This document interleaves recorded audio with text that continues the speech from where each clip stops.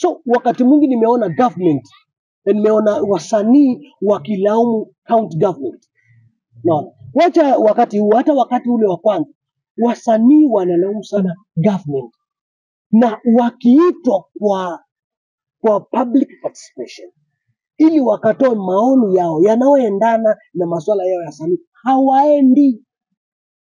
Sasa wewe unataka uwakilishwe. Siku hizi hakuna story ya kuwakilishwa. Ni wewe ujiwakilishe, uende pale, usome vile vitu ambavyo viko na mapendekezo yako ni yapi katika ile kitabu.